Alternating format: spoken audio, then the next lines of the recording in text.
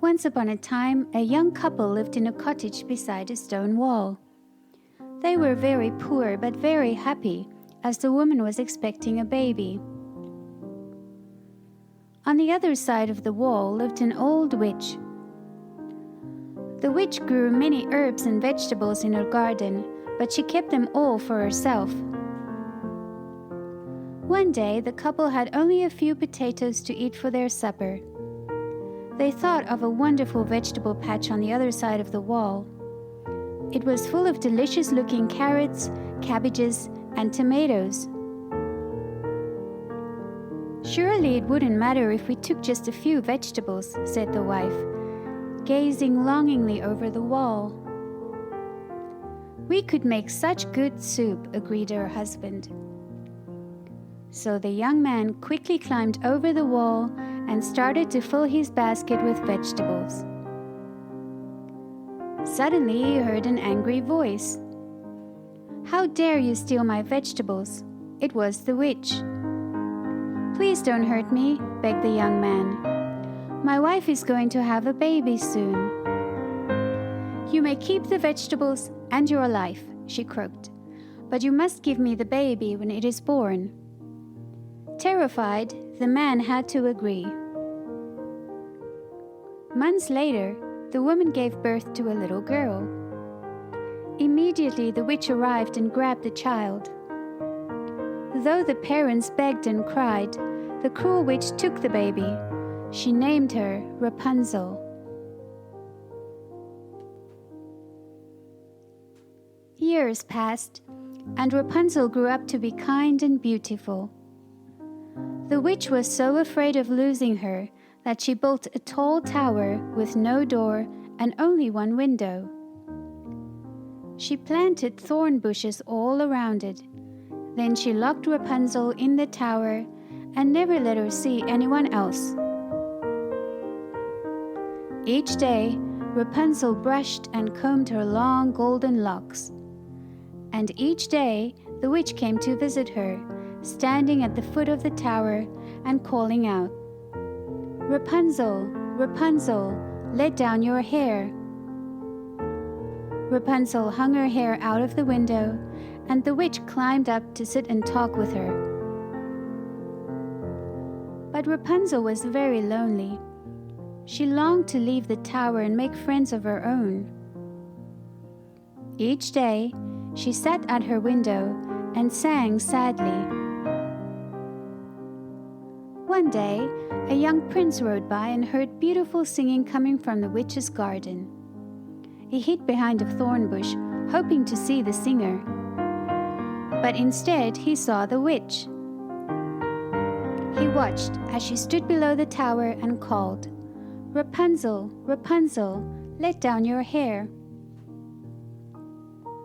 The prince saw the cascade of golden hair fall from the window, and he watched the witch climb up. He waited until the witch climbed back down and returned to her house.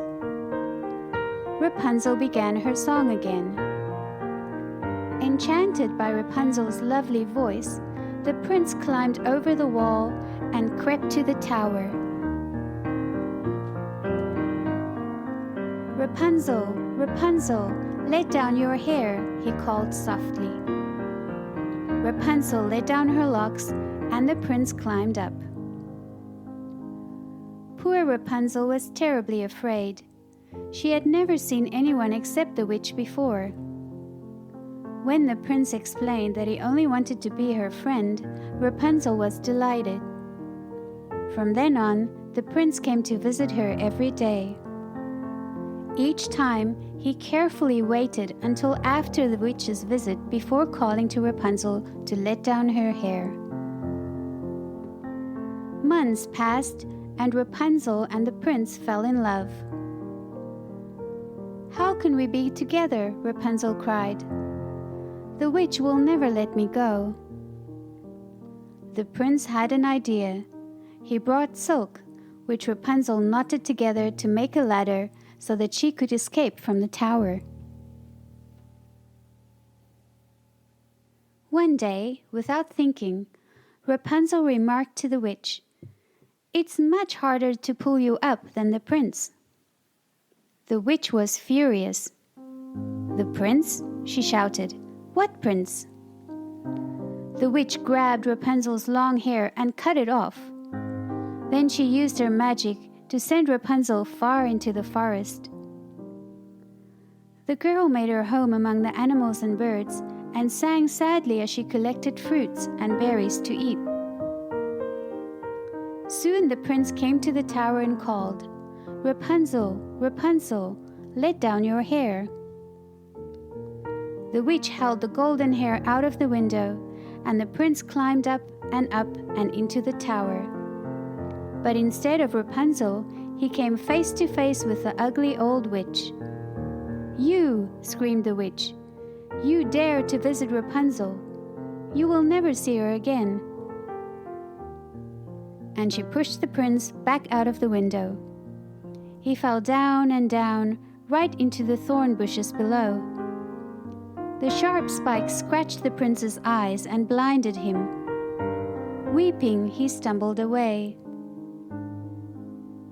After months of wandering, blind and lost, the prince heard beautiful sad singing floating through the woods. He recognized Rapunzel's voice immediately and called out to her. Rapunzel ran to the prince and held him in her arms. "At last, I have found you," she said, and cried with happiness.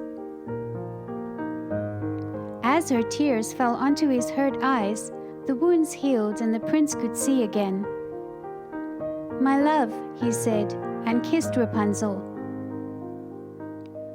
Rapunzel had never been so happy.